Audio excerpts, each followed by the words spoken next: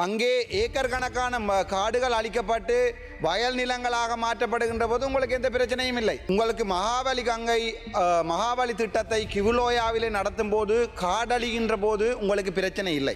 கிளிநொச்சியிலே முல்லைத்தீவிலே பரந்தனிலே 1500 ஏக்கருக்கு மேற்பட்ட ஈரநிலங்கள் பாதுகாக்கப்படாமல் அதை கடந்த அரசாங்கங்களிலே எங்களுடைய இப்போது வேலை போயிருக்கிற ஸ்ரீதரன் அவர்களுடைய ஊழலுக்காக 1500 ஏக்கர் கொடுக்கப்பட்ட போது அந்த ஊழலை விசாரிப்பதற்கு நீங்கள் தயாராக. ஆனால் ஒரு சில விடயங்களை உங்களுக்கு சொல்ல வேணும். காடுகள் ஈரநிலங்கள் மக்கள் வாழுகின்ற பகுதிகள் தெற்கில் மட்டுமில்லை வடக்கிலையும் இருக்குது. ஒரு நல்ல உதாரணம் உங்களுக்கு கிவுலோயா. உங்களுக்கு நான் சரியான யதார்த்தமாக கதைப்பவன்.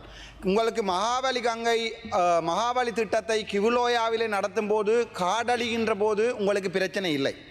அங்கே ஏக்கர் கணக்கான காடுகள் அழிக்கப்பட்டு வயல் நிலங்களாக மாற்றப்படுகின்ற போது உங்களுக்கு எந்த பிரச்சனையும் இல்லை. ஆனால் இங்கே முத்துராஜவேல ஈரவலயத்தை மட்டும் பொத்தி பாதுகாக்க வேண்டும்.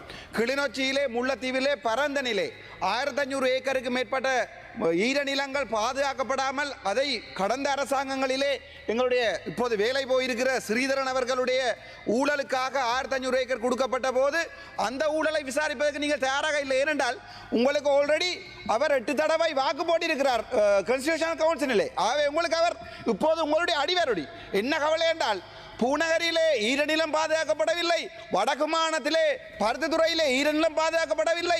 உங்களுடைய கெவிலோயா திட்டத்தை கொண்டு மக்கள் வாழ விரும்பாத இடங்களில் பூத்துகிறீர்கள். மணலாறு எங்கள் வீரம் விளைந்த நிலம்.